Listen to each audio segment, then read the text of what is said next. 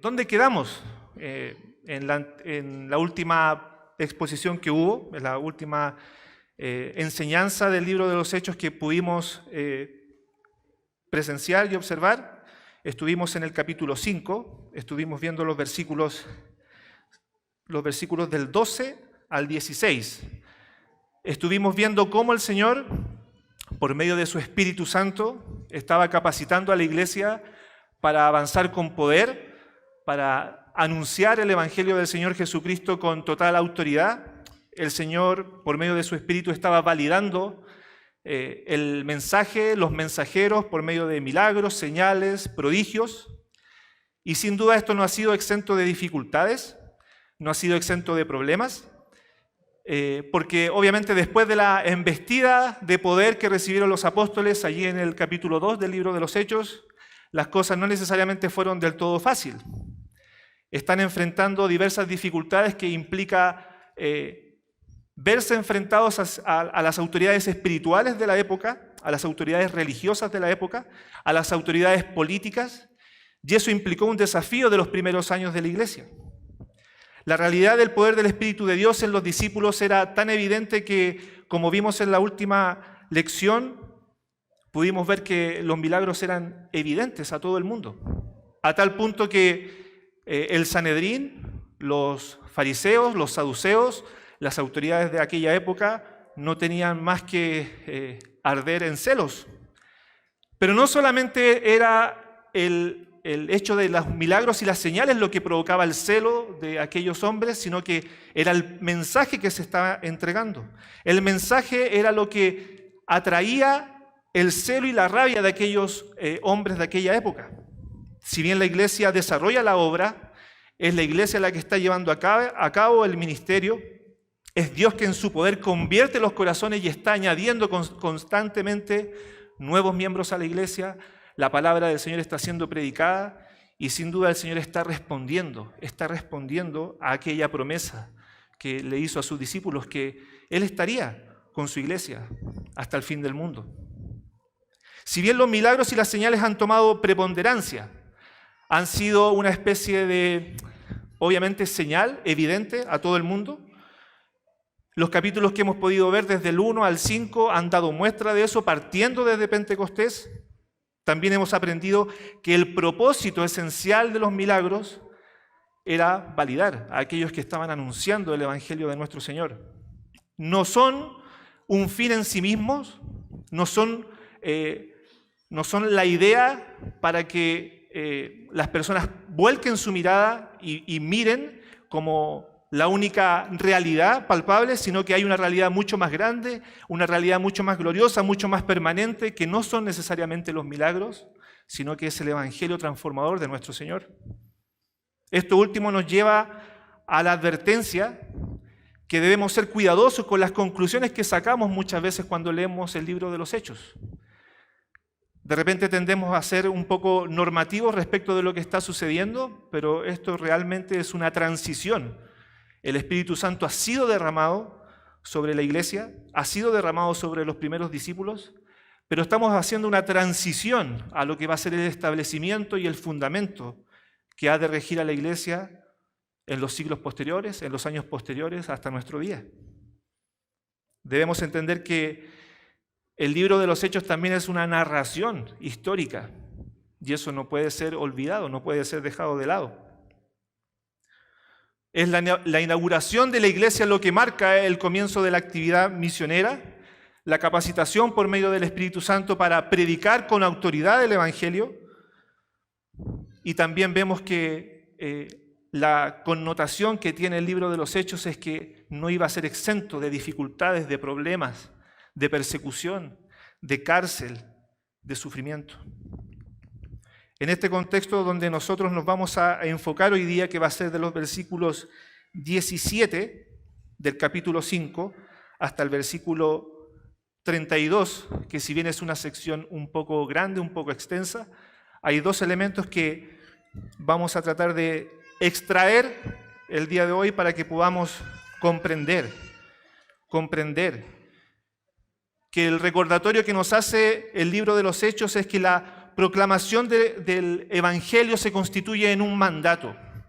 Se constituye en un mandato para todo creyente que debe obedecer a pesar de las circunstancias, a pesar del oprobio, a pesar de la presión de este mundo. Es importante que entendamos que debemos y tenemos el deber y la responsabilidad de predicar el Evangelio, porque así el Señor nos ha mandado. Y hay dos elementos que me gustaría destacar en lo que vamos a leer el día de hoy. Si me acompañan en el versículo, del versículo 17 al 32, leo para ustedes. Entonces, levantándose el sumo sacerdote y todos los que estaban con él, esto es, la secta de los saduceos, se llenaron de celos y echaron mano a los apóstoles y los pusieron en la cárcel pública. Mas un ángel del Señor, abriendo de noche las puertas de la cárcel y sacándolos, dijo: Id y puestos en pie en el templo, anunciad al pueblo todas las palabras de esta vida. Habiendo oído esto, entraron de mañana en el templo y enseñaban. Entre tanto, vinieron el sumo sacerdote y los que estaban con él, y convocaron al concilio y a todos los ancianos de los hijos de Israel, y enviaron a la cárcel para que fuesen traídos. Pero cuando llegaron los alguaciles, no los hallaron en la cárcel. Entonces volvieron y dieron aviso, diciendo: Por cierto, la cárcel hemos hallado cerrada con toda seguridad, y los guardas afuera de pie ante las puertas, mas cuando abrimos a nadie hallamos dentro. Cuando oyeron estas palabras, el sumo sacerdote y el jefe de la guardia del templo y los principales sacerdotes dudaban en qué vendría a parar aquello. Pero viniendo uno, les dio esta noticia: He aquí los varones que pusisteis en la cárcel están en el templo y enseñan al pueblo. Entonces fue el jefe de la guardia con los alguaciles y los trajo sin violencia, porque temían ser apedreados por el pueblo. Cuando los trajeron, los presentaron en el concilio y el sumo sacerdote les preguntó, diciendo: ¿No os mandamos estrictamente que no enseñaseis en ese nombre? Y ahora habéis llenado Jerusalén de vuestra doctrina y queréis echar sobre nosotros la sangre de ese hombre.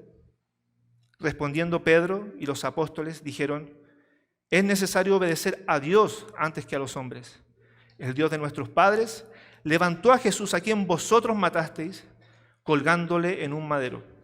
A este Dios ha exaltado con su diestra por príncipe y salvador, para dar a Israel arrepentimiento y perdón de pecados.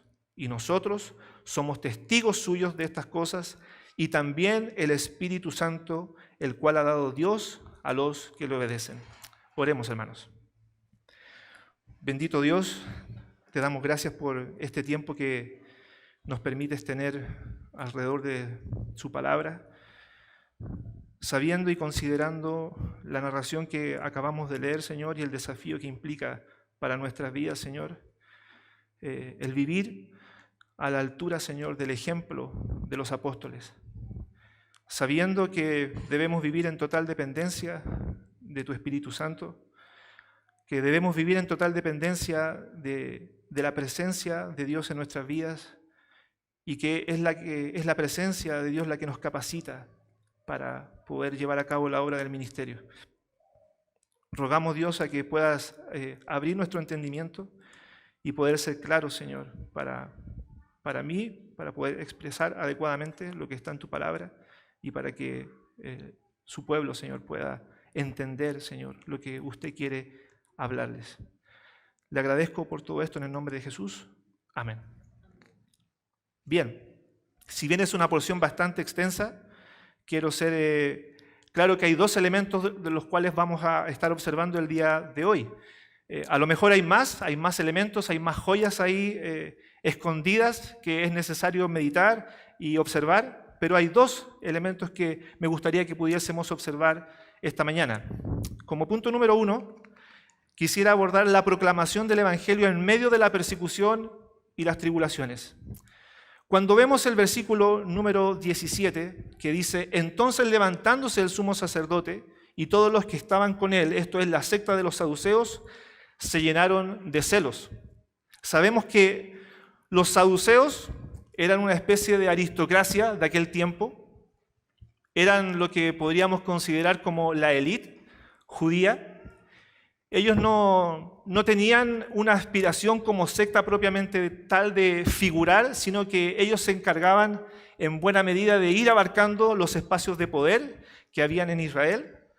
Los saduceos tenían influencia dentro del Sanedrín, tenían influencia dentro del sistema sacerdotal, tenían influencia dentro de lo que son las labores propias de la actividad social del pueblo de Israel, y sin duda ellos estaban sumamente preocupados por lo que estaba sucediendo con los primeros cristianos y el mensaje que estaban entregando. Los saduceos, a distinción y en comparación a nuestros amigos los fariseos, tenían una pugna permanente respecto de cuáles eran las creencias esenciales que debía tener el pueblo de Israel. Los saduceos creían, por una parte, en la Torá, no tenían este sistema adicional de reglas y costumbres que tenían los fariseos. Entonces eso ya generaba un pequeño gran problema. Y vamos a ver que en los posteriores capítulos del libro de los Hechos, esto es un sinónimo de pugnas y luchas entre estos dos grupos. Y es fundamental para el desarrollo de lo que va a llevar a cabo la iglesia en los próximos capítulos, porque va a marcar en definitiva la forma en que van a actuar para con la iglesia. Entonces los saduceos se convierten en una especie de catalizador para el sumo sacerdote, para poder aleonar al pueblo y llevar a los apóstoles a situaciones como la cárcel, como la persecución, que vamos a ver en esta mañana. Los saduceos no creían en la sobrenaturalidad de las Escrituras, en el relato que allí podemos encontrar. Me dificulta esta idea un poco porque cuando los saduceos leían el libro de Éxodo, no sé muy bien qué podían pensar ellos de la apertura del Mar Rojo, ¿cierto? O qué podían pensar del golpe de Moisés hacia la peña y que el agua brotara. Ellos no creían en la sobrenaturalidad del relato de las Escrituras. Y peor aún, y es a propósito lo que sucede en este contexto, ellos no creían en los ángeles.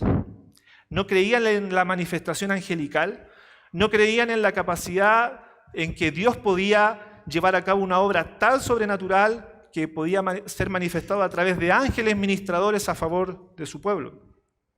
Entonces es este grupo el que busca influenciar sobre el sumo sacerdote con la finalidad de poder poner bajo custodia y preso a los apóstoles. Sabemos por el contexto anterior al versículo 17 que los milagros eran sorprendentes, por decirlo menos, y esto despertó sin duda los celos de aquel grupo. Y dice el relato que en el versículo 18, y echaron mano a los apóstoles y los pusieron en la cárcel pública. Mas un ángel del Señor, abriendo de noche las puertas de la cárcel y sacándolos, dijo: id y puestos en pie en el templo, anunciad al pueblo todas las palabras de esta vida. El fin último de los saduceos, en concomitancia con el sumo sacerdote, era poner un coto a la predicación del Evangelio. Y pareciera ser que esto se está llevando a cabo de manera impecable. Están logrando el propósito por el cual ellos se han coludido con el sumo sacerdote. Han logrado poner en cárcel a Pedro y a Juan, pero es importante comprender la advertencia que hace este grupo en los versículos anteriores, en el capítulo 4, donde dice que ellos ya habían hecho una advertencia a los apóstoles. Y llamándoles les intimidaron, esto es en el capítulo 4, versículo 18 del libro de Hechos, y llamándolos les intimidaron que en ninguna manera hablasen ni enseñasen en el nombre de Jesús. Estamos empezando a ver la configuración de lo que será la persecución de la iglesia durante los próximos capítulos. No habían todavía entrado en cárcel los apóstoles, no habían sido apresados como lo estamos comenzando a ver. La persecución se está intensificando Y el Señor, aún a pesar de aquella manifestación en contra de su evangelio, en contra del mensaje poderoso del evangelio, el Señor comienza a responder. El Señor comienza a mostrar una vez más su fidelidad para con su pueblo. Mas un ángel del Señor, abriendo de noche las puertas de la cárcel y sacándolos, dijo: id y puestos en pie en el templo, anunciad al pueblo todas las palabras de esta vida. La instrucción que entrega el ángel es clara y el mensaje es directo.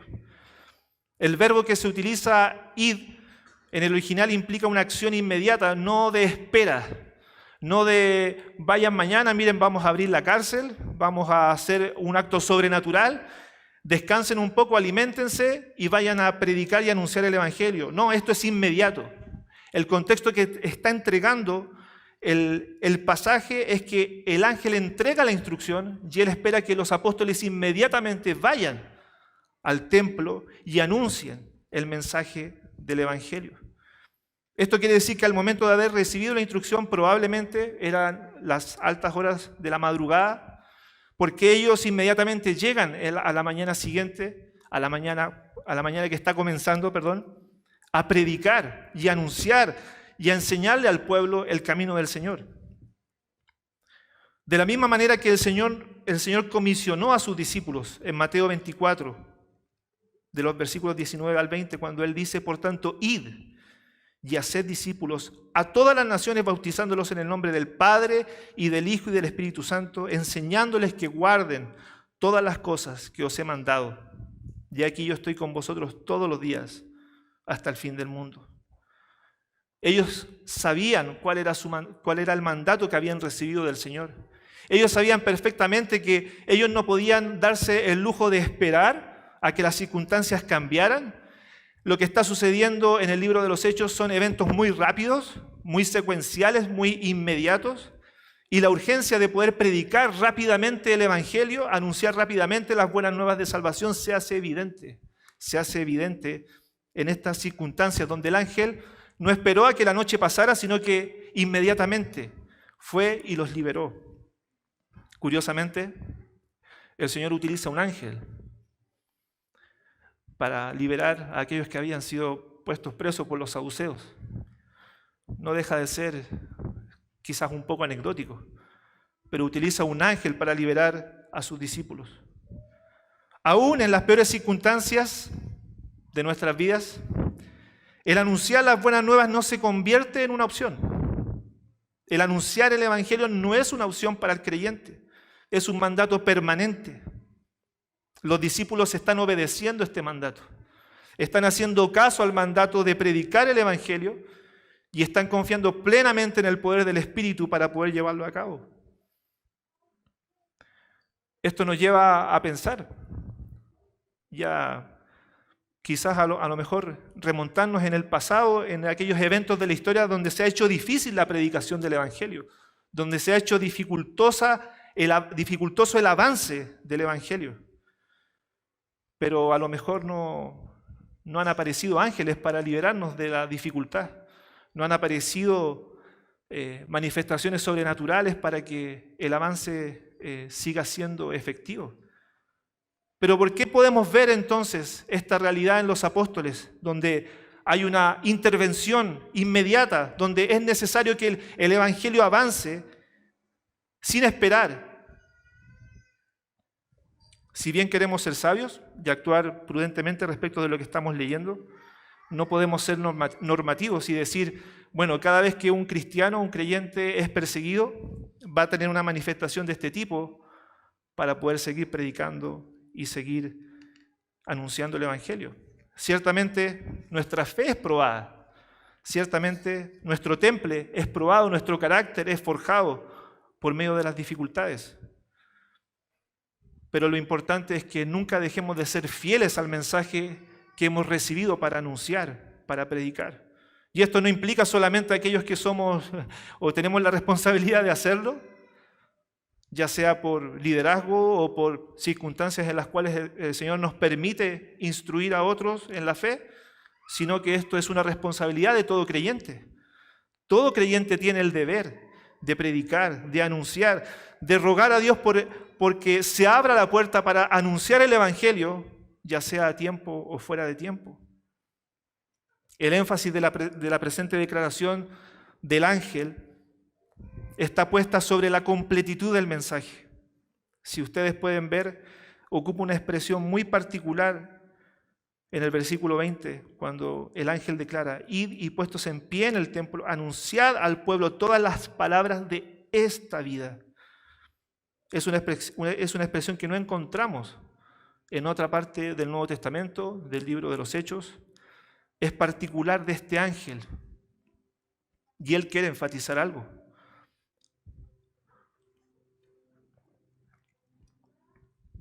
Sabemos que las palabras de Cristo son vida para nosotros. Sabemos que el único que puede dar vida a los muertos espirituales es Cristo.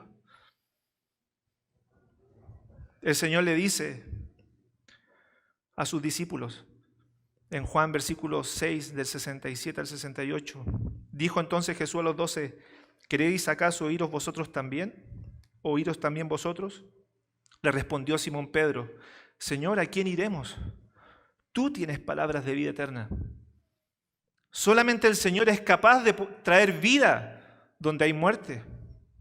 Y el mensaje del ángel es enfático: id y anunciar las palabras que son de vida. Solamente hay vida en Cristo, no hay vida en nadie más. Le dijo en Juan capítulo 11, versículo 25, le dijo Jesús: yo soy la resurrección y la vida, el que cree en mí, aunque esté muerto, vivirá. El testimonio del Señor resucitado no es solamente una expectativa futura de resurrección, sino que también es la certeza de que tenemos vida en Cristo y hay vida en el Señor y vida en abundancia. Sabemos que el Señor es la fuente de aquella vida que nosotros un día recibimos por parte de Él y bebemos diariamente de esa vida abundante que Él nos da. También la advertencia es que en Mateo 16, versículo 25, porque todo el que quiera salvar su vida la perderá y todo aquel que pierda su vida por causa de mí la hallará. Él es el motor, Él es el que sustenta todas las cosas con la palabra de su poder. Él es la vida que tú y yo necesitamos.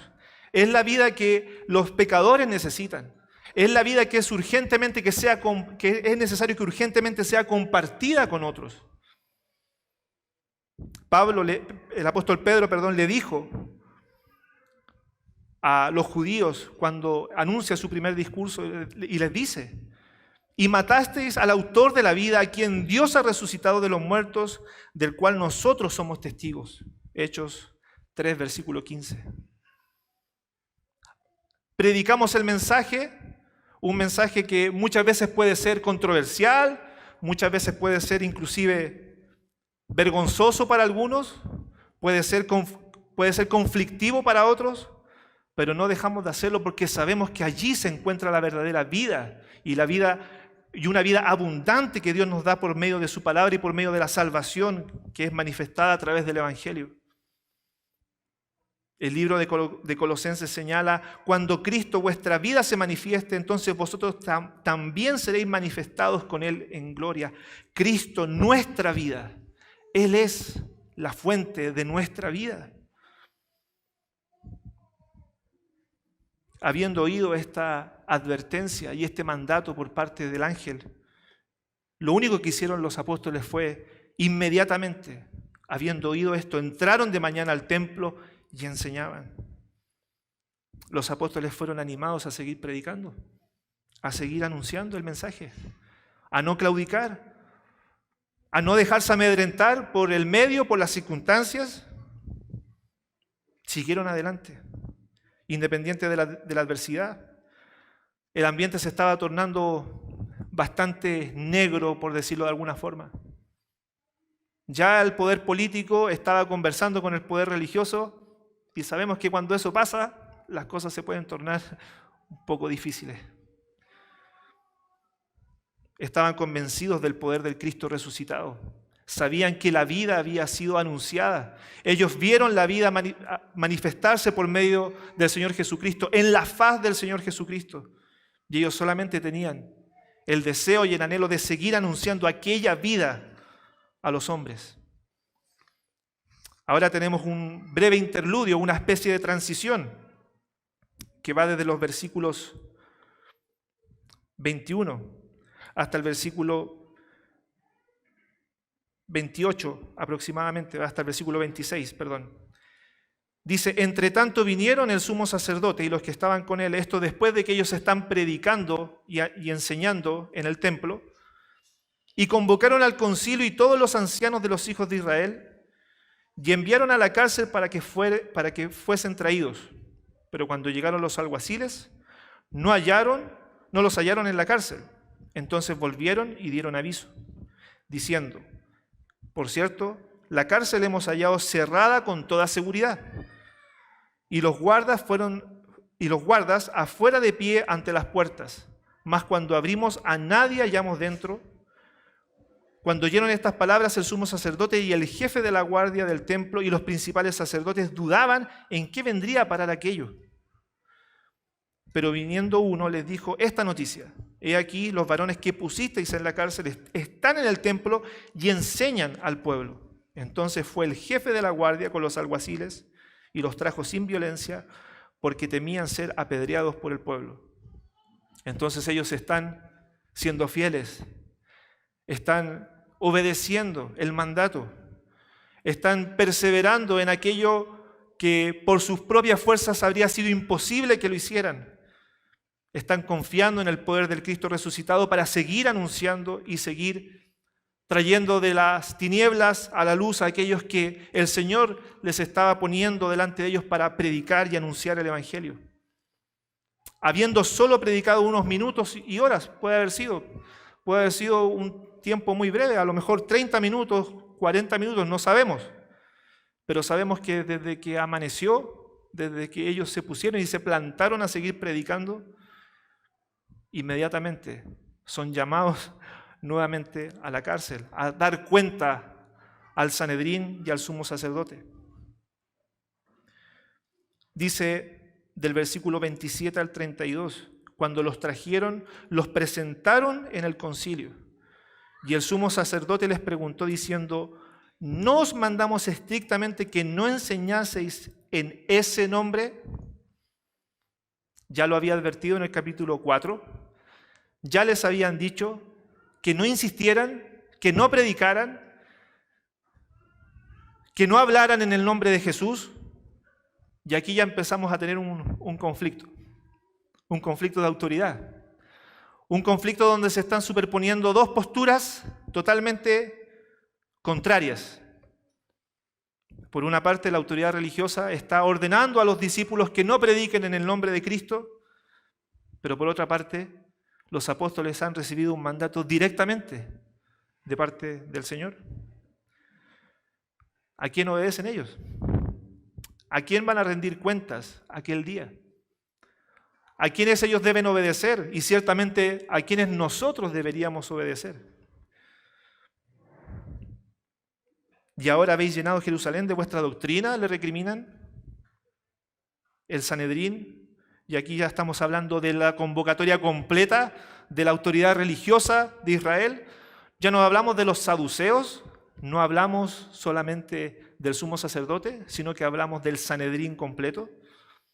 Hablamos que el concilio entero de la autoridad de Israel está plantada frente a los discípulos y le están pidiendo, exigiendo que no prediquen en el nombre del Señor. Respondiendo Pedro y los apóstoles dijeron, aquí Pedro nuevamente toma la batuta, como buen Pedro que es, toma la autoridad y toma la voz por los apóstoles y les dice, es necesario obedecer a Dios antes que a los hombres. Es necesario obedecer a Dios antes que a los hombres.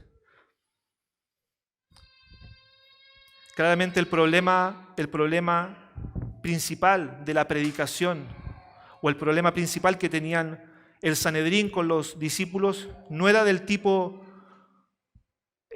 milagrosa, si se puede decir. No era lo que estaban haciendo los discípulos, era lo que estaban predicando los discípulos. Era el nombre al cual estaban ellos exaltando, era el nombre al cual ellos estaban acudiendo para salvación, y eso estaba generando problemas, y problemas serios. El concilio en esta circunstancia pensó de mala manera que solamente bastaría la autoridad de dicho concilio para callar a los apóstoles. Pero la verdad es que los discípulos estaban siendo fieles en obedecer al Señor, mientras que el concilio sencillamente estaba desobedeciendo al único y verdadero Dios. Ellos pensaron de mala manera que estaban en alguna forma haciendo un servicio a Dios al pedirle que ellos callaran, pero lejos de la realidad, los discípulos están siendo fieles en comparación a lo que el Sanedrín les está solicitando. Añaden a esto y dicen: ¿y queréis echar sobre nosotros la sangre de ese hombre? Ya tenían en su mente el discurso de Pedro, ya tenían en su mente aquella acusación fuerte que hace Pedro sobre el pueblo de Israel. Sabemos por el relato de Mateo 27, capítulo 27, del 20 al 26, donde es una declaración que solamente implica que es el pueblo de Israel el que pidió expresamente que el Señor fuese crucificado. No está haciendo más nada que aseverar aquella acusación que es veraz por parte del apóstol Pedro, y están enfrentando la realidad de que se están rebelando ante el único y santo y sabio Dios. Respondiendo Pedro y los apóstoles dijeron: es necesario que obedezcamos exclusivamente a Dios antes que a los hombres. Y eso nos lleva a pensar, a meditar. ¿Cómo estamos ponderando? ¿Cómo estamos observando la visión o cómo estamos aceptando la respuesta de los hombres de este mundo respecto del Evangelio? Hay hombres que pueden estar revestidos de total autoridad, pero aún esa autoridad proviene solamente de Dios. Y en lo que respecta al mensaje de salvación, el Evangelio y su proclamación, la respuesta apostólica es sumamente clara. Es sumamente clara. Es necesario obedecer a Dios antes que a los hombres. La prueba de la historia universal es que el hombre y el cristianismo siempre se ha dirimido en aquella línea de batalla donde las autoridades se han visto enfrentadas al hombre, al creyente, por quién tiene la verdad. ¿Por quién tiene la verdad? ¿Por quién es en última instancia la autoridad suprema sobre este mundo? ¿Quién es la autoridad suprema? Es Cristo. Es a quien a Dios ha apuntado como el único rey soberano sobre este universo. ¿A quién debemos obedecer? ¿A quién debemos obedecer? El apóstol Pedro continúa y les dice: el Dios de nuestros padres levantó a Jesús, a quien vosotros matasteis colgándole en un madero. Le sigue enrostrando aquella realidad de que habían sido los propios judíos, las propias autoridades del pueblo de Israel, que levantaron al Señor sobre el madero y le mataron, le dieron muerte. Hay una resistencia, hay una pugna. Ellos siguen empecinados en pensar de que le realizaron un servicio a Dios al matar al Rey de Gloria, pero no sabían que estaban haciendo realmente todo lo que el imperio de las tinieblas estaba buscando hacer. Sin ninguna duda esto fue premeditado, fue concebido en el plan de Dios para la salvación de los hombres. Ellos obedecieron exclusivamente a la voz de su padre, el diablo. ¿Cómo podemos ser fieles nosotros, aún en medio de aquellas circunstancias? Cuando somos confrontados ante una autoridad que nos dice que debemos creer otras cosas, que nos dice que debemos pensar otras cosas, que debemos cambiar el diseño de Dios por aquellas cosas que son totalmente corrompidas y ajenos a la verdad de su palabra. ¿Tendremos la capacidad de plantarnos firmemente? ¿Tendremos la capacidad de ser enfáticos y decir, no? No. Es necesario obedecer a Dios antes que a los hombres. Nosotros no somos los apóstoles, nosotros no somos ni siquiera los primeros cristianos que están acá. No nos podemos parecer ni siquiera un poquito. Luchamos para seguir esos ejemplos de heroísmo, de fe, pero el Espíritu es el mismo. El Espíritu que fue derramado en los apóstoles, en los discípulos del primer siglo, es exactamente el mismo. Y si bien pueden pasar circunstancias muy similares como cárcel, esperamos en la soberanía del Señor que eso no sea así, que no nos veamos enfrentados a eventos como la cárcel, como las penurias que los apóstoles han vivido u otros cristianos han vivido a lo largo de la historia. Debemos tener presente que el Espíritu que estuvo operando en los apóstoles es el mismo que opera hoy en nosotros. A este Dios ha exaltado con su diestra por príncipe y salvador para dar a Israel arrepentimiento y perdón de pecados. Y nosotros somos testigos suyos de estas cosas. Y también el Espíritu Santo, el cual ha dado Dios a los que le obedecen. Cierra el apóstol Pedro haciendo una declaración de que Dios es soberano en aquel plan de salvación. Dios es soberano cuando dice que Él ha concedido arrepentimiento, que Él es capaz de conceder arrepentimiento y perdón de pecados a Israel. ¿Por qué Israel? Porque obviamente en el proceso del anuncio misionero hacia las naciones estamos recién en la fase de Israel. Todavía no vemos la entrada de Pablo, todavía no vemos la entrada de los viajes misioneros, de los primeros viajes misioneros, de los grandes viajes misioneros de los que relata el libro de los Hechos. Estamos recién en Israel, pero el principio es el mismo. Dios es el que concede el arrepentimiento. Dios es el que soberanamente escoge. ¿Qué es lo que hace la iglesia mientras? Predica, anuncia, proclama. Seguimos siendo testigos. Seguimos testificando, seguimos anunciando. Y el Espíritu Santo a nuestro lado. El Espíritu Santo testificando por medio de nosotros. ¿Por qué? Porque Él se lo ha dado.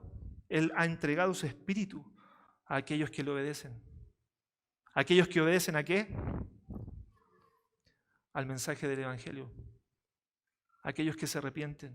Aquellos que reconocen su necesidad, aquellos que acuden a aquella vida que es Cristo, les da de su Espíritu.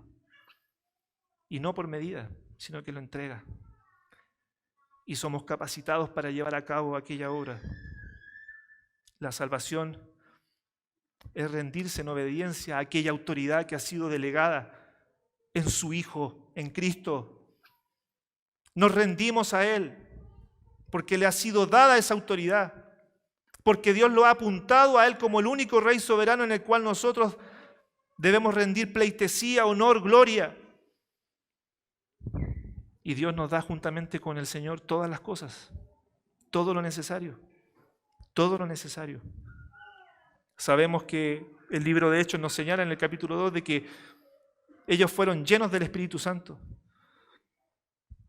Fueron llenos y la consecuencia que estamos viendo es la operación del Espíritu por medio de los apóstoles a lo largo de los primeros días de esa incipiente iglesia que estamos observando. No una iglesia perfecta.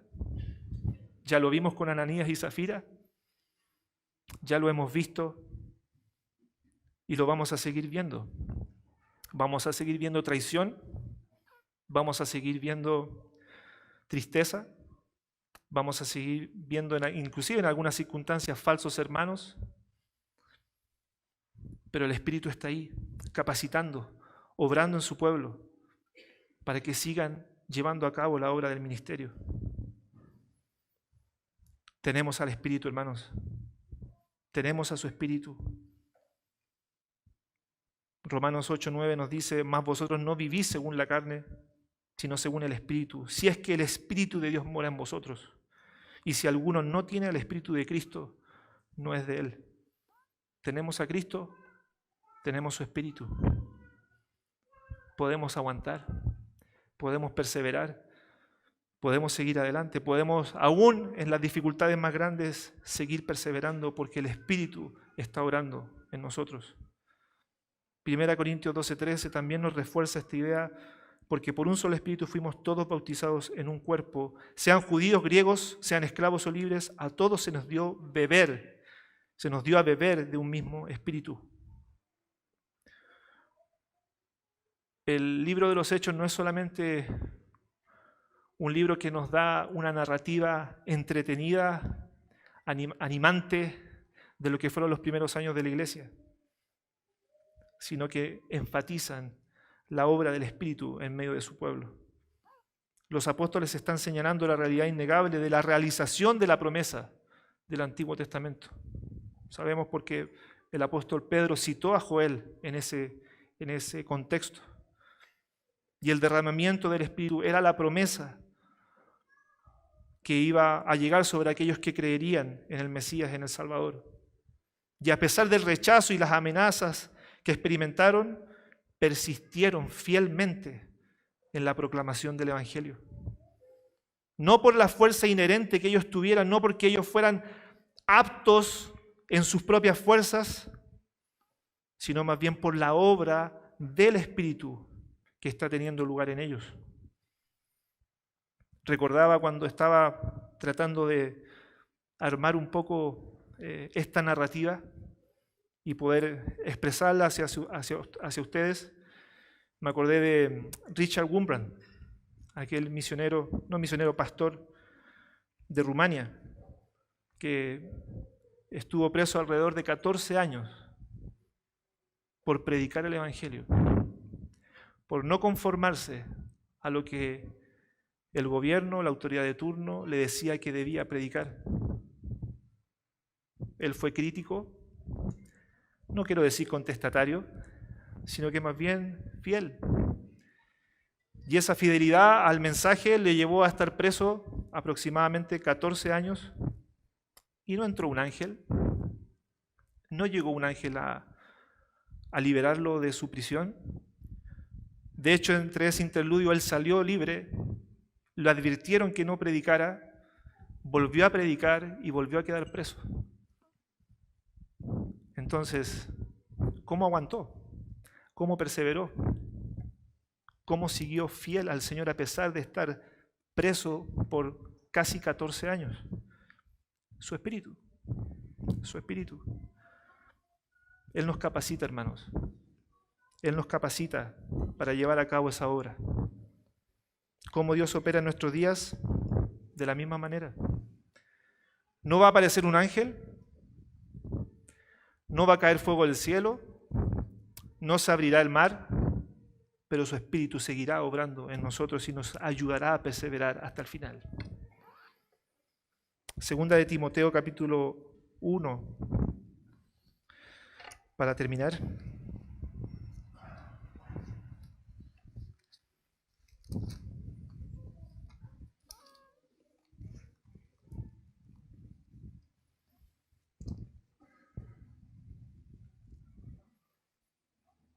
Segunda de Timoteo capítulo 1, del versículo 12 al 14. Por lo cual asimismo padezco esto, porque no me avergüenzo, porque yo sé a quién he creído. Y estoy seguro que es poderoso para guardar mi depósito para aquel día. El apóstol Pablo advierte a Timoteo y le dice: retén la forma de las sanas palabras que de mí oíste, en la fe y amor que es en Cristo Jesús. Y le dice: guarda el buen depósito por el Espíritu Santo que mora en nosotros. Hermanos, cultivemos la comunión que tenemos con Dios, seamos claros y seamos veraces en la realidad de que el Espíritu Santo ha sido derramado en nosotros si hemos creído verdaderamente en Cristo. Oremos. Señor, te damos gracias por poder comenzar esta transición, Señor, del libro de los Hechos hacia lo que es el establecimiento de tu iglesia, el establecimiento y el fundamento de la verdad que es manifestada en la iglesia del primer siglo, considerando las dificultades, las persecuciones, Señor, que allí se encuentran, teniendo la plena convicción, Señor, de que el Espíritu que obró en los apóstoles para perseverar, para seguir adelante, llevando a cabo tu obra, es el mismo que está hoy presente en nuestras vidas. Si verdaderamente hemos creído, si verdaderamente nos hemos arrepentido y hemos confesado nuestros pecados, nos hemos arrepentido de nuestros pecados y hemos venido a ti en humillación, es el mismo Espíritu el que hoy día opera para que podamos perseverar, para que podamos luchar aún en medio de las dificultades, para que podamos perseverar en la verdad que nos ha sido dada. Ayúdenos, Señor, a seguir el ejemplo apostólico, a seguir el ejemplo de fidelidad, Señor, que usted nos demanda, a no claudicar, a ser fieles a la verdad,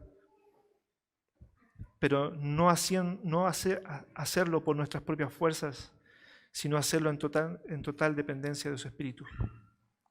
Rogamos, Señor, para que usted nos permita seguir avanzando en la medida de lo posible en este estudio.